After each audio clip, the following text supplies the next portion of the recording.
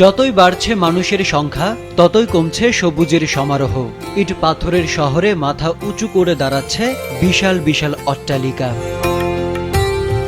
যে বৃক্ষতলে স্বস্তি মেলে, ছায়া মেলে, সেই গাছ যখন অস্তিত্ব সংকটে, তখন ব্রাহ্মণবাড়িয়ায় জনপ্রিয় হয়ে উঠছে ছাদ কৃষি। শহুরে জীবনে হাঁপিয়ে ওঠা হৃদয়কে শান্ত করতেই এই টবগুলোতে পরম যত্নে বেড়ে উঠছে বাহারি জাতের গাছ।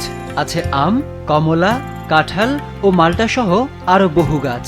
সবুজের স্পর্শ পেতেই শহর জুড়ে গড়ে উঠেছে সহস্রাধিক ছাদ বাগান। শিশু কিশোরদের আগ্রহের কেন্দ্রবিন্দুতে এখন ছাদ কৃষি। আম, ফুলকপি, নানা ধরনের সবজির গাছ রয়েছে। ছাদ বাগানে এসে গাছের পরিচর্যা করতে আমাদের মন উৎফুল্ল থাকে।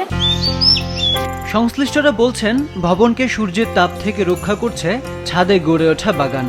পুষ্টির যোগানের পাশাপাশি বাড়তি আয়ের উৎস এখন ছাদ বাগান। টাটকা ফল মূল সবজি আমরা এখান থেকে আহরণ করতে পারি। যদি আমরা ঠিক মতো সঠিক পরিচর্যা করি তাইলে আমাদের মোটামুটি এটাতে চলে যায়। প্রত্যেকটা ছাদ যেন এক একটা বাগান গড়ে ওঠে। একটা গাছ লাগানো সৎকার জারিয়া হিসাবে এটা অনেক গুরুত্বপূর্ণ। এই হিসাবে সবাইকে আমরা উৎসাহ দিতে চাই যে প্রতিটা ছাদে যেন সবাই গাছ লাগে।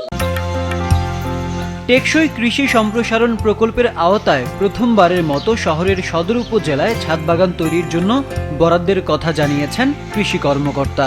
প্রথমবারের মতো ব্রাহ্মণবাড়িয়া সদর উপজেলায় শহরে ছাদ বাগান কিংবা শহরে কৃষির বাগান তৈরি করার জন্য 5টি প্রদর্শনী বরাদ্দ পেয়েছি।